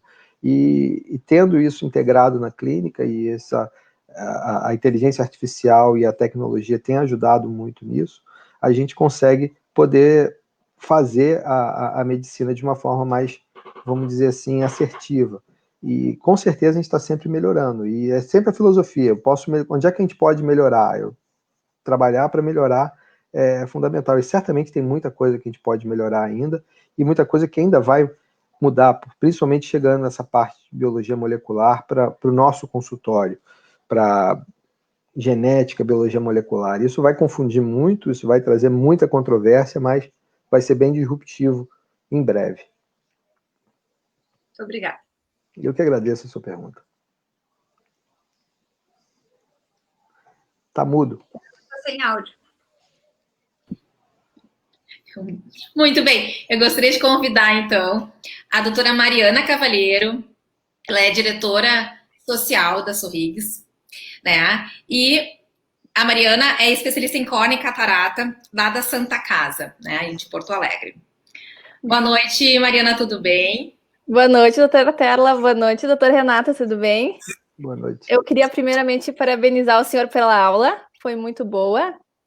E agradecer o convite também da doutora Terla e do doutor Fábio para estar aqui hoje com vocês. A minha pergunta, então, é sobre a biomecânica da córnea. Então, hoje a gente sabe que as alterações na biomecânica da córnea, elas acontecem antes de acontecer as alterações de espessura, que são bem características do ceratocone. E eu queria saber do senhor, então, qual a aplicabilidade do Corvisa agora nesse cenário, em quais pacientes o senhor indica a realização desse exame e quais são os principais índices e parâmetros dele para a gente conseguir cada vez mais cedo diagnosticar o ceratocone e os pacientes que têm uma suscetibilidade maior aí para desenvolver uma ectasia no futuro. Muito obrigado, Mariana, pela sua pergunta. Eu gostaria de ter todas as suas respostas para saber elas, mas eu acho que enquanto eu estou respirando aqui é uma razão para poder continuar buscando essas respostas, porque, na verdade, quando eu faço o Corvisa, eu faço em todos os casos. O Corvis é um tonômetro, antes de ser um estudo biomecânico, ele é um tonômetro que me dá uma avaliação fundamental para a saúde ocular, e praticamente todos os casos precisam de ter avaliação tonométrica, independente se tem ectasia ou não. E a integração do Corvis com o Pentacam fez o Pentacam melhorar, porque melhorou a inteligência artificial e, eventualmente, trouxe um parâmetro mais robusto do ponto de vista de acurácia. Quando eu falo parâmetro é melhor do que o outro, a gente fala da curva ROC, a sensibilidade, especificidade, tem uma área sobre a curva maior, tem uma chance de acertar no diagnóstico maior. E em relação a como é que... Você falou muito bem, a biomecânica da córnea, teoricamente, acontece antes da geometria. Eu brinco com as minhas filhas, a gente mora aqui no apartamento, da nossa rua, do nosso bairro, da nossa cidade, eu ensino para elas que vai aumentando, cidade, estado, país, continente, planeta Terra. E se você for começar nessa analogia, a biomecânica estaria bem no início dessa linha, entendeu? Mas não é a primeira coisa. E a questão complexa é que a gente chama de ceratocone tudo que aparece com aquela topografia irregular, com aquela tomografia irregular e com paciente com padrão clínico. Só que muitos desses casos são ceratocones de verdade e alguns deles são ectasias. Opa, peraí. Todo ceratocone é uma ectasia, mas não vice-versa. Então tem aqueles casos, como aquele caso que eu mostrei do paciente que a apresentação unilateral foi bem grotesca e está tudo estável, a 20/20 visão sem correção, tudo estável, não só nos exames naquele tempo e no longitudinal, você vê que existe ectasia unilateral, e essa ectasia unilateral às vezes pode ser ectasia bilateral. O paciente coçar os dois olhos e começou... Então, o estudo biomecânico me ajuda muito em prognóstico, porque se o paciente coça muito o olho, eu pergunto ao paciente se ele coça o olho. Se o paciente fala que coça, eu fico mais contente pelo paciente, porque eu sei que o prognóstico dele é até melhor, porque eu tenho um fator a mais para tratar. Se ele não coça o olho, aquele paciente com a córnea que chega com a córnea de 390 micra de espessura, com a curvatura bem avançada e fala, doutor, eu não coço mais o olho, já não coço há 1 ano e meu ceratocone está piorando, e é aí que eu discordo da minha Gatinel, que não é sine qua non, tem paciente que não está coçando, que está piorando, por quê? Porque tem a doença de verdade. E esse paciente é o paciente que precisa de mais tratamento, é o paciente que tem mais chance de eventualmente evoluir, de precisar de um transplante, é o paciente que a gente tem que intervir de forma mais rápida, que você não pode perder tempo. Você falou muito bem, você não quer perder oportunidade. Perder oportunidade não é bom, mas também tratar em excesso pode não ser a melhor coisa, né? A gente lembra aqui a diferença do remédio e do veneno. Eu pergunto isso sempre, o pessoal fala a dose tá fácil, mas tem uma segunda diferença. Qual é essa diferença? Essa diferença é o tempo de aplicação. A mesma dose de glicose, por exemplo, a mesma dose pode matar um paciente diabético ou pode ressuscitar um paciente diabético. Às vezes o mesmo paciente. Você deu uma insulina demais para ele, ele precisa daquela dose de glicose. Mas aquele paciente está com a glicose super alta, aquela dose pode ser o fator que vai agravar a vida dele. Então, a mesma dose no tempo de indicação pode ser remédio e veneno também. Então tá, muito obrigada. Eu que agradeço. Muito bem. Obrigada, Mari, pela participação. Eu gostaria de convidar agora o Dr. Fábio Lavinsky, que é diretor científico da Sorrigs. O Dr. Fábio Lavinsky é especialista em glaucoma e é professor de oftalmologia da Unicinos. Boa noite, Renato. Novamente, boa noite. Vou puxar a brasa um pouquinho para o glaucoma, né? Eu acho que a pergunta da Mari já começou a ir um pouco para esse lado, pegar no gancho. Como que o Corvis pode nos auxiliar a entender melhor a PIL e que tipo de insight dá para ter dos nervos glaucomatosos, os achados biomecânicos do segmento anterior? Isso me permite uma pontinha, assim, só uma curiosidade, daí quase... Como é que tu vê a perspectiva do Anterion, da Heidelberg? O que tu acha disso? Se vai substituir ou não vai substituir o Scheinfeld? Eu acho que a união faz a força. Tá? Eu vou responder primeiro a sua última pergunta, que a união faz a força. Eu acho que falar assim, quando apareceu o Wavefront, muita gente falou a topografia vai acabar porque a gente vai ter o Wavefront. contrário. E logo de cara, eu estava chegando nos Estados Unidos, o Wilson que falou, vamos fazer um artigo de revisão da importância da topografia no mundo do wavefront. E quando você fala em evolução, é beyond but not over. E em relação ao SciFlug, isso é muito importante. O beyond but not over é muito relevante do ponto de vista de o que é a importância do SciFlug, qual é a limitação e importância do OCT. Eu acho que o OCT é fundamental, não há dúvida que ele tem muitas vantagens sobre o SciFlug, tem possibilidade de ficar até muito melhor que o SciFlug, mas eu vejo algumas razões para manter a luzinha azul visível, principalmente para você entender sobre o índice de refração da córnea. Então eu apostaria que a combinação do SciFlug com o OCT é o futuro. O Antero é um aparelho fantástico, a Heidelberg é uma empresa que tem excelentes aparelhos, desde a retina até a córnea. O confocal da Heidelberg é o padrão ouro de confocal, por exemplo, com HRT, mas quando a gente vê o Anterium, eu vejo que ele está muito desenhado para cirurgia de catarata. A segmentação para fazer o mapa epitelial ainda não chegou no ponto que a gente precisa, e certamente para uma cirurgia de catarata ele tem as informações, vamos dizer assim, do padrão de excelência que existem, mas para a avaliação da córnea eu ainda gostaria de ter um mapa epitelial mais robusto. Então, alguns OCTs podem ter algumas vantagens, como o próprio aparelho da RTView, que é um aparelho que é o que eu uso desde 2013, que é um mapa de epitelial de 6 milímetros, mas é bastante reprodutível.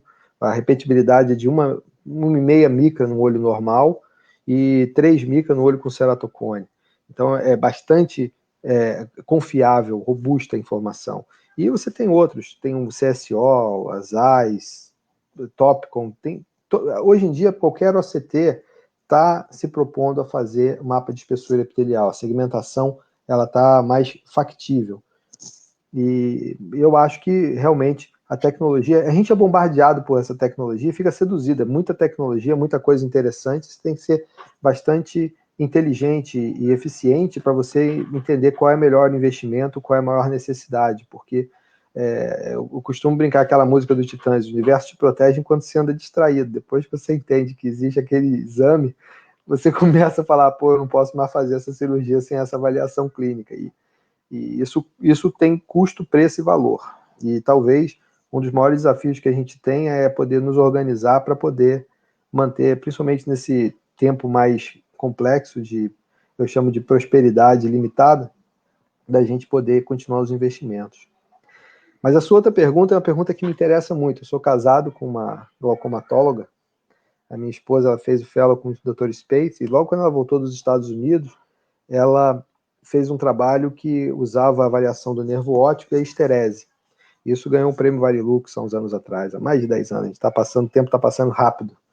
E isso mostra que a susceptibilidade do nervo óptico, as características do nervo óptico têm a ver com as características da córnea. Existe uma correlação. E alguns anos atrás, logo quando começou o HTS, né, a ser promovido, me chamaram para uma aula de glaucoma, que o título era Qual a importância da paquimetria para a pressão intraocular? E eu aceitei, foi uma palestra dessa de laboratório, depois tinha um almoço, auditório com 2.000 pessoas, sei lá, estava mó barato, eu novinho, tinha 30 e poucos anos nessa época, eu falei, o título muito bom, mas o título está errado, não é a paquimetria que vai influenciar a pressão, é a biomecânica da córnea. Tinha acabado de sair o trabalho da Cynthia Roberts com modelagem que mostrava que o módulo de Young era mais importante do que a própria espessura. E também tinha muita literatura já falando que a espessura da córnea é um fator, o próprio HTS é um fator de risco independente da pressão. Então não é a paquimetria, é a estrutura da córnea com o nervo óptico. E no próprio Corvis a gente tem já alguns trabalhos bem interessantes de glaucoma de pressão normal. Só que a grande questão é que o glaucoma de pressão normal é que nem a forma frustra de ceratocone. Não tem consenso, o pessoal não tem assim uma concordância do que seria o glaucoma de pressão normal. Mas tem muita coisa para a gente trabalhar nisso. E o pessoal do glaucoma que está interessado em pesquisa tem visto muita oportunidade no Corvis. A gente tem a tese do Marcelo Macedo, que é orientado na USP pelo professor Remo, e eu tenho o prazer de dar uma pitacozinha de ajuda. Ele tem várias coisas, ele conseguiu documentar a importância do Corvis para ver o teste de sobrecarga hídrica, por exemplo. Ele viu a importância de o efeito de pingar fluoresceína no exame para você poder confiar mais ou menos, e tem muita coisa para ser vista na questão da susceptibilidade. Tem alguns trabalhos do Felipe Medeiros que mostram que córneas mais finas têm tendências a se apresentarem no início da primeira apresentação do glaucoma com glaucomas mais avançados. Isso é porque a córnea é mais fraca e o nervo é mais fraco, e essa medida da pressão, a vida desse paciente foi mais fraca também. É multifatorial, sim, mas com certeza tem informação. E se você for um pouco mais além, teve alguma palestra do John Brandel, há uns anos atrás, na ASCAS, que ele fala do lado escuro da Lua, né, o Dark Side of the Moon, que seria justamente você ver a relação da pressão intraocular e a pressão intracraniana, porque o nervo óptico, na verdade, não é um nervo, ele é um prolongamento do que tem a bainha até... E você tem a pressão intracraniana e a pressão intraocular fazendo uma correlação muito grande. E o que está ali no meio? É a lâmina cribriforme. Isso é a relação disso com a córnea total. Então, tem muita coisa que tem a ver. Eu acho que eu gosto muito de glaucoma, respeito muito o glaucoma e falo que a correlação da pressão para a medida da pressão e a córnea é bilateral. A pressão alta impede que a córnea deforme. Então, você aprende que a deformação ela é córnea fraca, mas se você tem um paciente com ceratocone com glaucoma, a córnea não deforma. E a gente tem alguns trabalhos, tem um vídeo do Isaac Ramos, se você buscar Scheimpflug Revelations, o Isaac Ramos fez uma compilação desses casos, que você vê que a pressão intraocular é muito importante para a medida da biomecânica. Excelente, obrigado. Eu que agradeço. Um abraço para sua família, obrigado. Seu pai. Obrigado. Um abração. Impressionante o brilhantismo das colocações do Renato, e a gente fica muito feliz de tu estar participando aqui contigo desse evento. Eu gostaria de dizer que os nossos debatedores são todos colegas especialistas e membros da Sorrigs, né? Então, gostaria de convidar mais um colega que participa enormemente da oftalmologia do Brasil, aí, um colega brilhante também, Dr. Sérgio Quitko, que é especialista em córnea e doenças externas, preceptor do setor de córnea e doenças externas do Serviço de Oftalmologia do Hospital de Clínicas de Porto Alegre, e ele é vice-presidente da Sociedade Brasileira de Córnea. Boa noite, Sérgio. Boa noite, Terla. Boa noite, Renato. Parabéns à Terla e toda a diretoria da Sorrigs pela condução à frente desse excelente mandato da Sorrigs, né? E parabéns pelas lives. Bom, para mim é um enorme prazer assistir às aulas do Renato, né? O Renato, a gente sempre fica de queixo caído, né, com o conhecimento dele, e ele, para mim, foi um marco no ceratocone. Claro que vieram vários estudos antes, vários depois, mas quando ele desenvolveu realmente o índice de progressão paquimétrico, o BED-D, etc., isso realmente é considerado no mundo todo como gold standard, até hoje, mesmo com análise de biomecânica. Eu acho que realmente isso foi um marco muito importante para a oftalmologia mundial e ele é reconhecidíssimo por isso. Então é um grande prazer, Renato, participar dessa discussão contigo, a gente está sempre aprendendo. Eu queria fazer uma pergunta em relação ao tratamento combinado com PRK. Logo que foi publicado o protocolo de Atenas, todos nós ficamos empolgados, porque se além de reforçar a córnea, possibilitar a estabilização do ceratocone e a gente conseguir melhorar a topografia, melhorar a acuidade visual desse paciente, é uma maravilha, né? Fazer as duas coisas juntas. E aí, como muito, eu também empolgado, separei 10 olhos, fiz 5 protocolo de Atenas e fiz 5 separados. Eu digo, vou ter um pilotinho assim para ver se funciona mesmo esse negócio de homem, e os 5 casos que eu fiz protocolo de Atenas, resultados péssimos, como vários colegas tiveram, né? Defeito epitelial persistente, baixa de acuidade, perda de acuidade visual corrigida, RAIS, etc., imprevisibilidade refrativa. E nos outros 5 olhos que eu fiz primeiro o crosslink e pelo menos 6 meses depois o PRK topo guiado, eu tive resultados bem melhores. Claro que na época era o protocolo tradicional, não era acelerado. Há anos que eu tenho feito acelerado com a Vedro, não tenho nenhum interesse comercial, mas melhorou muito, diminuiu muito o índice de complicações. Mas eu não me animei ainda a fazer o simultâneo PRK topo guiado, mais crosslink acelerado, e eu sei que o Renato gosta de, em alguns casos, combinar. Eu queria saber qual é a tua indicação atual para fazer esse tipo de combinação, se tu ainda gosta de fazer, o outro não faz. Eu ainda prefiro fazer primeiro o crosslinking, aguardar, faço o acelerado, né, e depois de 6 meses faço o PRK quando está indicado.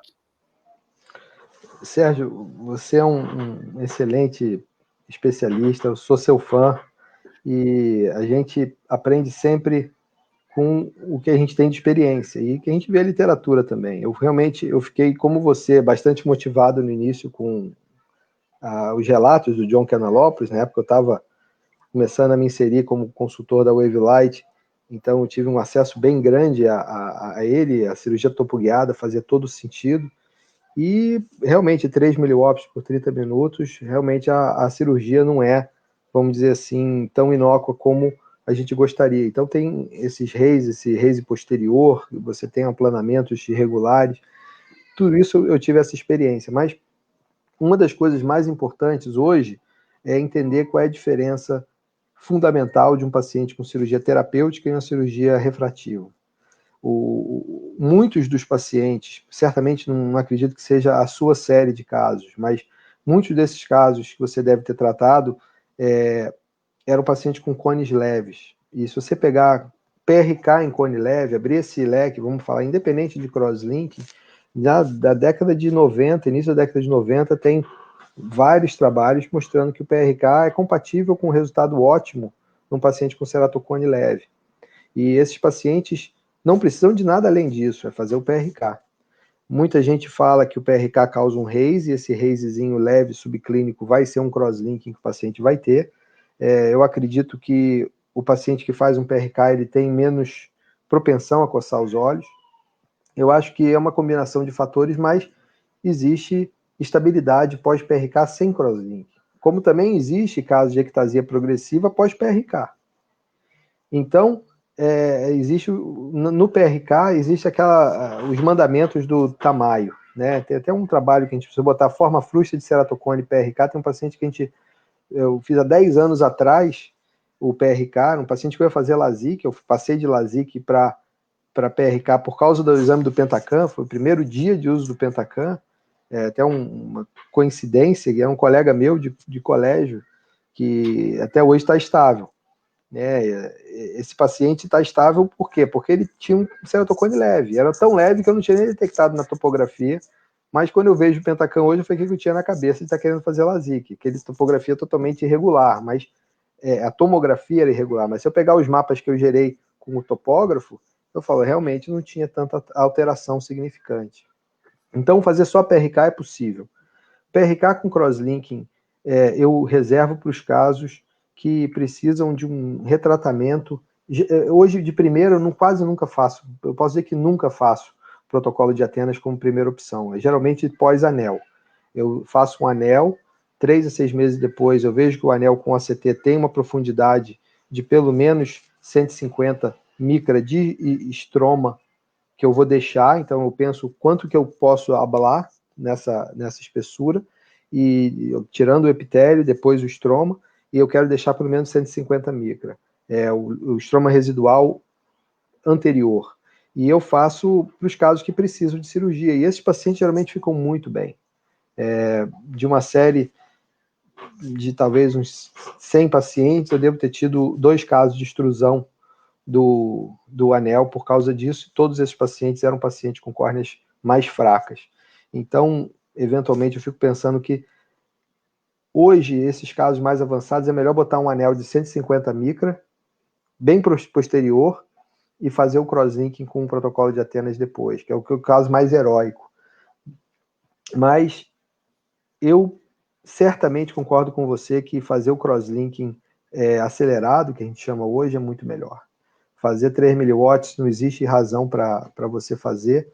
Você eventualmente pode até ter mais indução de crosslinking, mas o resultado é muito mais traumático para a córnea.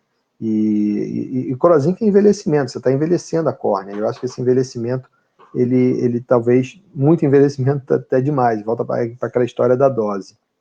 E, finalmente, quando você fala em combinação de laser mais crosslinking, tem o conceito do plus, né, do extra. Né? O conceito do extra é fazer o LASIK extra para você profilaticamente evitar uma ectasia progressiva. Isso nunca foi provado ser eficiente. No Congresso de 2014, que a gente organizou aqui no Rio com o Armando Crema, que começou a Brascas nesse congresso, né, que juntou a catarata e refrativa, eu lembro muito bem do Seiler na palestra Barraquer, que ele deu a palestra Barraquer, ele falando sobre o conceito de você fazer o crosslinking junto com o LASIK para evitar a ectasia, que seria muito difícil você provar o benefício, porque você precisaria de um grande número de olhos operados em 2 braços, com um segmento de muito tempo para você ver que a ectasia, já que a ectasia é uma coisa muito rara, né? Você tem hoje a ectasia, acontece em um caso para 3.000 olhos operados, então você teria que operar mais de 10.000 em cada braço e acompanhar uns 5 a 10 anos, o que seria impossível. Eu falei para ele, com todo respeito, depois que ele desceu, depois que eu dei a medalha para ele, professor, se tiver um caso de ectasia pós-LASIK extra, esse trabalho todo precisa ser feito. E ele falou, mas isso não vai acontecer. E 1 ano e meio depois, eu estava na ASCAS, um colega alemão estava me falando desse caso, entendeu? E era um caso com flap fino, um paciente jovem que fez o LASIK extra, que teve ectasia, está publicado no JRS, e esse caso ficou muito bem com o crosslinking. Aí sim ele fez o crosslinking epi-off com um resultado bom para evitar a progressão da ectasia. Mas crosslinking em cirurgia refrativa, eu acho que é para tratar a ectasia, não para evitar a ectasia. Beleza, muito obrigado.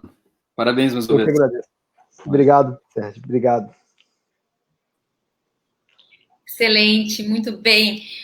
Então, obrigada, Sérgio, pela participação. Obrigado, é um prazer. Todo nosso. Eu gostaria, então, de convidar o Dr. Bruno Schneider. Ele também é especialista em córnea e preceptor de transplantes de córnea do Instituto Correia Meyer. Boa noite, Bruno. Boa noite, doutora Tela. Boa noite, doutor Renato. Boa noite. Primeiramente, é um prazer participar da discussão de ceratocone com vocês. É um orgulho, doutor Renato, é um orgulho para a oftalmologia brasileira, é uma fonte grandíssima de inspiração para a gente. A minha pergunta vai ser direcionada à questão da conduta, né? O ceratocone, ela é uma doença única, mas que ela se manifesta com variados espectros, né? Então, a gente tem desde pacientes que a gente acaba descobrindo o ceratocone por acaso, num pré-operatório de uma cirurgia de catarata ou, enfim, por alguma outra razão, até pacientes que eu chamaria de uma evolução maligna, né? Que são aqueles casos, aqueles pacientes adolescentes ou crianças, né? Que são diagnosticados, têm um diagnóstico cedo, com uma doença bastante agressiva, né? É uma mesma doença, mas com um espectro totalmente diferente, né? E que, enfim, acaba sendo manejada de forma individual, a mesma doença sendo manejada de formas completamente diferentes, conforme esse espectro que ela representa. A minha pergunta ela é direcionada especialmente para esses pacientes jovens, né? Que são, eu acho que a nossa maior fonte de angústia, né, quando a gente recebe um paciente criança, adolescente, com dificuldade escolar, com dificuldade de aprendizado, muitas vezes com ansiedade, com depressão associadas, com a família, né, com bastante expectativa com relação ao tratamento, né, aquele paciente que chega com um olho com uma visão moderada, o outro olho com uma visão já bastante baixa, com córnea fina, que eventualmente impede um crosslinking protocolo padrão, né? A minha pergunta é especialmente para esse caso, que eu acho que é esse caso que a gente consegue modificar de forma significativa, eventualmente, a qualidade de vida e o futuro de uma criança, de um adolescente. Não que os outros casos não seja possível, enfim, fornecer a qualidade de vida. Mas esse caso, eu acho que é um caso bem especial, bem dramático, que a gente pode, com uma intervenção, nesse momento, conseguir mudar a história daquela pessoa. Eu gostaria de saber qual que é a sua conduta frente a esses casos. Paciente jovem, criança, adolescente, com um olho moderado, um outro olho bastante avançado, com córnea fina. Muito boa essa pergunta. Realmente, existe um espectro muito grande, como você muito bem colocou. Aliás, todas as perguntas foram muito bem feitas, muito bem organizadas. Parabéns pelo evento para a Sociedade do Rio Grande do Sul. Mas, como você muito bem colocou, existe um espectro muito grande e existem várias possibilidades de terem nesse caso, mas colocando assim, um paciente jovem, quanto mais jovem, mais necessidade você vai ter de tomar cuidado com a progressão. Mais chance ele tem de progredir e mais chance de precisar de indicar uma cirurgia vai acontecer. E certamente esses pacientes são os pacientes que no índice de prognóstico eu tenho uma tendência de intervir de forma mais precoce, entendeu? Então, eu costumo não indicar cirurgia na primeira avaliação, eu peço para voltar em 3 semanas, 6 semanas, mas quando o paciente tem um ceratocone com apresentação inicial avançada, geralmente assimétrico, esses são os pacientes que eu posso falar, olha, nessa situação é bom fazer logo a cirurgia, vamos tentar fazer o mais rápido possível. E muitas vezes, a diferença de fazer agora e fazer daqui a um mês pode ser uma progressão que realmente diminui a chance de sucesso. E aí é por isso que a gente não quer perder essa oportunidade. Eu criei um termo que é o tratamento heróico do ceratocone, é o anel heróico, é o CrossLink heróico. É quando você tem aquele caso que, se você for buscar o padrão ali da indicação do CrossLink na resolução da ANS, da Agência Nacional de Saúde, você tem lá, não pode ter cicatriz. Se tiver cicatriz, não está indicado fazer anel. Eventualmente não está indicado fazer CrossLink também. Mas eu falo para o paciente, e eu costumo falar de forma bem categórica, olha, você tem que entender que a indicação é de transplante, mas se fosse o olho do meu filho, da minha filha, eu estaria fazendo uma cirurgia antes do transplante. Obviamente, se fosse o olho da minha filha, eu estaria fazendo topografia todo dia, como eu estou fazendo já, né? Já tem topografia já documentada das 2 pequenininhas com 5 e 4. Mas, e não pode coçar o olho aqui em casa. Coçar o olho aqui em casa é pecado. Então, mas brincadeiras à parte, eu acho que esses casos são os casos que precisam de mais cuidado. E o cuidado maior que você tem que ter primeiro, o tratamento do ceratocone precisa de muita tecnologia. Começa com a educação do paciente, com orientação. Não coça o olho, é uma doença que raramente cega. Geralmente a cegueira é reversível. O transplante de córnea é a última opção, mas não é uma opção ruim. E todos esses dados a gente pode passar para o paciente de uma forma que conforta o paciente, porque aquele bicho de 7 cabeças começa a virar uma coisa mais domesticável, e você entendendo mais, você vai conviver melhor com a doença. E você tocou num ponto muito importante, o paciente com ceratocone tem, eventualmente, uma tendência de introspecção, uma tendência de ter ansiedade, transtornos psiquiátricos maior. Isso é certamente multifatorial, mas com certeza é uma observação que a gente tem, e muitas vezes você tem que trabalhar para ajudar o paciente nesse sentido. E cada caso é um caso. Não dá para te dar uma receita de, esse paciente faz anel com CrossLink, esse caso aqui só faz anel, esse caso aqui você vai fazer o CrossLink. E uma coisa que o Sérgio comentou sobre o protocolo de Atenas, existe o protocolo de Atenas, é a cirurgia que o Canalopoulos descreveu, de tirar o epitélio com PTK, fazer uma cirurgia topoguiada com excimer laser e fazer o CrossLink, que seja com 3 mW, com um acelerado que você tiver disponível. Mas existe o protocolo de Creta, que é você só tirar o epitélio com PTK. E se você olha para o epitélio de um paciente com ceratocone, o mapa epitelial, você vê que ele é mais fino na área que precisa de mais laser. Então, só o PTK que você tirou ali, você está fazendo uma suavização do estroma. Você chega no estroma, você vê, se você apagar a luz da sala e a luz do microscópio, você vê a fluorescência do excimer azul, e você vê ficando preto bem na área do cone primeiro.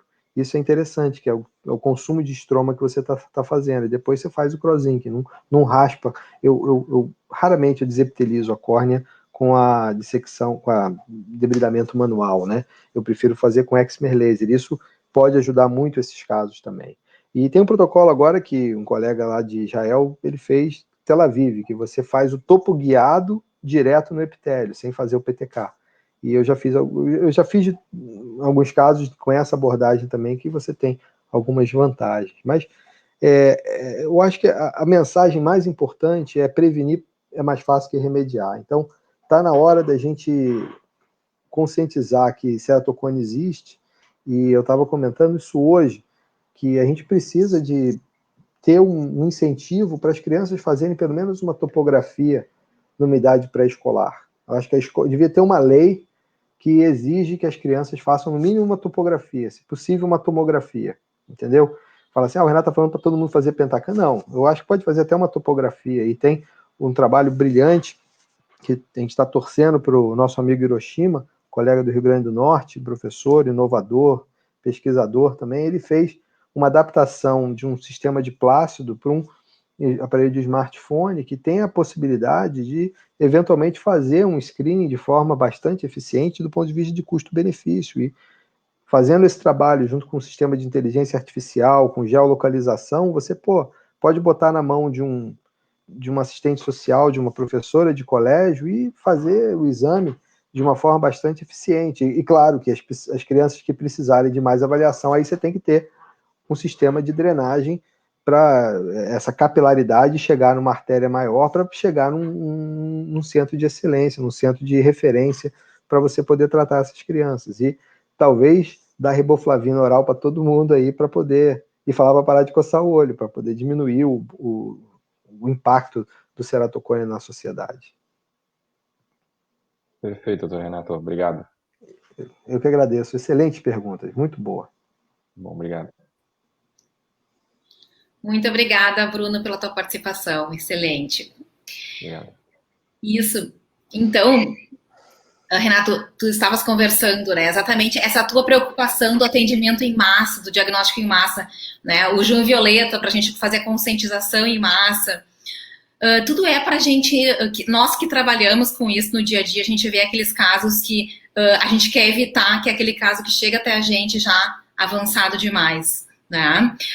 Isso não importa, é serviço público, não é só no serviço público onde eu trabalho, desde que eu terminei a residência como preceptora, mas também no nosso consultório privado chega pacientes, que, por incrível que pareça, com ceratocones extremamente avançados, né? E aí eu te pergunto, e a gente sabe que, e tu mesmo falaste antes que o Crosslink aí deveria ganhar o Seiler o prêmio Nobel, assim como o Dr. Paulo Ferrara também deveria ganhar o prêmio Nobel, porque ambos os tratamentos modificaram a história natural do ceratocone, né? Tiraram tantos e tantos pacientes da lista de transplante de córnea. O que a gente quer com todo esse atendimento e diagnóstico precoce em massa, que tu acabou de conversar aqui respondendo o Bruno, é justamente evitar o transplante de córnea, evitar o caso avançado, porque nós sabemos que os transplantes de córnea, nesses pacientes muito jovens, que atinge a maioria dos pacientes com ceratocone em idade adolescente, adulto jovem, tem muitas vezes um pior prognóstico, um maior risco de rejeição, enfim, são pacientes alérgicos, coçadores, em que vai ter aquela função toda de soltar ponto e complicações relacionadas ao transplante. Então, a gente quer evitar o transplante. E eu te pergunto, para isso, até qual é o teu ponto de corte? Como tu disseste agora também, o anel pode ser salvador, pode ser feito talvez em córnea com opacidade de ápice, coisas que o protocolo padrão contraindicaria. Mas até que ponto então tu vai? É acima de 60, 65 de K ou não importa o K? Eu vou implantar se tem espessura e se o familiar concorda, como é que funciona para ti? E se o caso for de transplante de DALC, eu gostaria de saber qual é a tua técnica preferida. Eu vi que tu mostrou ali com o feno segundo, não sei se tu tem feito assim, ou se tem feito Big Bubble, qual é o tipo de técnica que tu tem preferido? Obrigado pela sua pergunta. Excelente pergunta. Eu acho que é muito importante você conversar com a família sempre, entendeu? E eu vou colocar uma coisa um pouco polêmica aqui, que Deus fez o médico, mas o diabo fez o colega. Uhum. E se você faz um anel num paciente com ceratocone avançado, e esse caso não fica bom, você corre algum risco de alguém falar que esse anel não estava indicado, e falar que essa cirurgia foi errada e só atrapalhou e cobrou eventualmente um custo do paciente. E é por isso que eu entro, aí eu falo, olha, eu não tenho meias palavras, sou uma pessoa bastante pragmática, tomo muito cuidado com o que eu falo. E o que eu falo para você numa live com centenas, talvez milhares de colegas assistindo, eu escrevo um editorial e eu falo, é importante conversar muito bem com a família. E eu já vivi exatamente, mesmo conversando muito bem com a família, teve um dia, e esse dia, vamos dizer assim, acaba que as coincidências não existem, né? Os pacientes, eles vêm em sequência. Até isso foi até observação pelo porteiro do Hotel Dieu lá em Paris, que ele viu que os casos raros e os casos graves chegavam em pares, eles chegavam juntos, no mesmo dia, por alguma força do destino. Mas esse dia eu atendi uma menina que eu fiz um ceratocone, um anel, uma curvatura máxima de em torno de uns 75, não era dos mais avançados, eu faço mais do que isso, e era um caso muito... É o caso que eu tinha chance que eu botei, foi um dos primeiros anéis que eu botei com um segmento grande. A cirurgia foi ótima, perfeita, ela ficou bem no início, chegou a ficar bem com uma lente de contato gelatinosa, só que quando se coçava muito o olho, o anel começou a extruir e teve uma extrusão no corpo do anel. E essa paciente, ela realmente me tirou, vamos dizer assim, o chão, quando ela começou a brigar comigo, chorar, que a cirurgia não adiantou nada, que ela só estava sofrendo, etc. Eu fui, tirei o anel dela, pouco tempo depois ela fez um transplante, ficou ótimo do transplante, e ficou bem, mas nesse mesmo dia eu falei, eu não vou mais fazer esse negócio de anel heróico, não. E era uma paciente já mais velha, tinha 19 anos, 18 para 19 anos, podia ter feito já uma cirurgia de transplante. Mas nesse mesmo dia eu vi um garoto de 14 anos que veio com os 2 olhos heróicos. E eu fiz anel com Crosink nos 2 olhos. E ele estava com visão funcional sem correção. Entendeu? E esse era um caso até que era mais fina a córnea, não tão curva, mas mais fina até do que dessa primeira menina. Então, qual é a situação? Qual é a diferença? Eu acho que a diferença muito tem a ver no perfil do paciente, mas tem que orientar muito bem o paciente, porque esse paciente ele vai eventualmente pegar uma segunda, uma terceira opinião. E eu faço essas segundas e terceiras opiniões também. E eu falo para o paciente, olha, o que eu vou falar para você, eu não estou defendendo, mas não está errado de fazer, não está errado de não fazer também. Falar, eu prefiro só fazer o transplante, é uma decisão que está... Eu falo, as duas condutas estão absolutamente certas e eventualmente erradas, dependendo de como você vai justificar a sua conduta. Entendeu? Então, é muito importante você colocar dessa forma. Quando você fala em transplante, hoje a gente está começando a tomar gosto de fazer o transplante de lentícula. Tem um relato da Edna Almodin, muito bem colocado no Jornal de Ceratocone, que você pode melhorar muito a visão de um paciente. Só que é mais imprevisível, mas é uma tentativa. E voltando para a história da educação do paciente, é muito importante que o paciente entenda que o transplante é a última opção, mas não é uma opção péssima, não é aquela coisa assim, é uma opção horrível. Eu falo para o paciente, de todos os transplantes, o de córnea é o melhor. Né? Aliás, até quando você fala isso para um médico, o médico olha para você assim e fala, o oftalmologista, a gente tem um pouco de complexo de minoridade mesmo, de inferioridade, porque a gente fala que o transplante de córnea é melhor que todos os transplantes, mas de fato é. Não tem transplante que tenha chance de sucesso. Só que, de todos os transplantes de córnea, o de transplante para ceratocone é um dos que tem melhor resultado. Acho que, tirando o de Fuchs hoje em dia, que você tem resultados excelentes com o transplante lamelar posterior, acho que o ceratocone está no topo dos melhores casos. E, certamente, você mantendo o endotélio do paciente com DAO, que é Big Bubble, mudou de perspectiva. Quando eu fiz o transplante lamelar na época da residência, com a técnica de Pulfic, de dissecção, tentando ir profundo, né? Você vai provando até apurar, você não tinha resultados bons. Quando você deixava a irregularidade, um paciente com 20/40 com transplante lamelar era um ótimo resultado. Mas hoje você tem o DALC com a melhor forma, e a Big Bubble é fundamental. Então, acho que sempre vale a pena tentar. A inovação, a gente tem tanto... Alguém colocou muito bem, a oftalmologia brasileira realmente tem um tratamento de ceratocone muito, muito bom, é de excelência. Eu não gosto de falar que é melhor que ninguém, eu falo assim, eu faço o melhor possível. É o melhor da oftalmologia que eu te ofereço, mas eu não sou melhor que ninguém. Eu faço o melhor da oftalmologia, o melhor possível, eu faço o que eu gosto, tento fazer da forma que eu gosto que seja feito. Se falar que é melhor, talvez seja um pouco pretensioso, porque tem um nível de excelência que a gente vê que esse nível de excelência é um padrão, que tem variações, porque nada é uma verdade absoluta. Apesar de existirem verdades objetivas importantes. Mas o transplante de córnea é a última, mas não é uma opção ruim.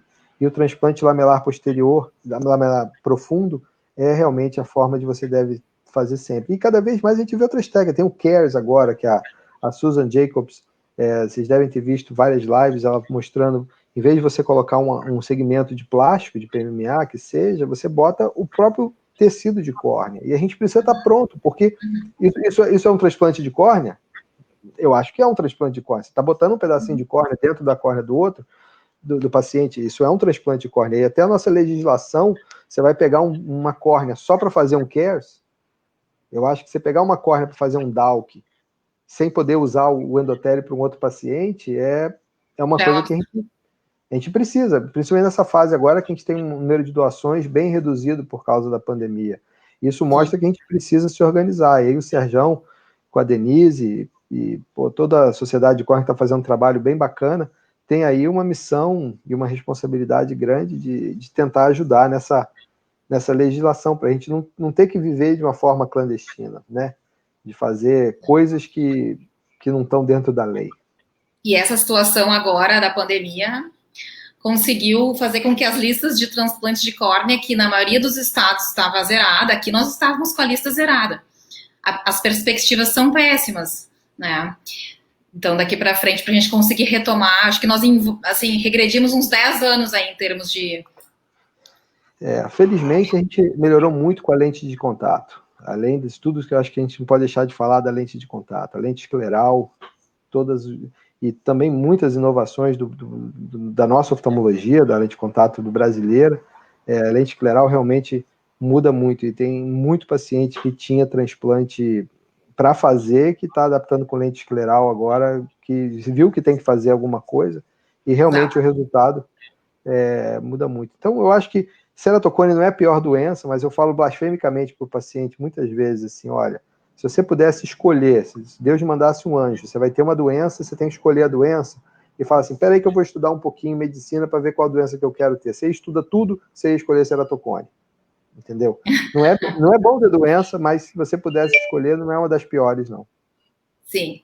Eu sempre digo que eu gosto muito de trabalhar com ceratocone, porque é uma doença que nós temos tantos armamentos disponíveis hoje em dia, como tu acabou de dizer, as lentes de contato evoluíram enormemente, o crosslink evoluiu, os anéis assimétricos e os anéis inteiros, nossa, melhoraram tantos resultados, né? E as técnicas de transplante também evoluíram e temos muitas coisas, realmente. Renato, eu gostaria de agradecer enormemente a tua participação, a gente já tem aí mais de 1h40 de live, foi espetacular. Eu sei que muitos colegas gostariam de perguntar, perguntas não faltam, porque, como tu disseste, quanto mais a gente tenta saber, muito mais a gente se dá conta de que precisa saber, né? E isso é excepcional, porque isso leva ao conhecimento, isso leva à busca do conhecimento, que deve ser sempre incansável por parte de todos nós.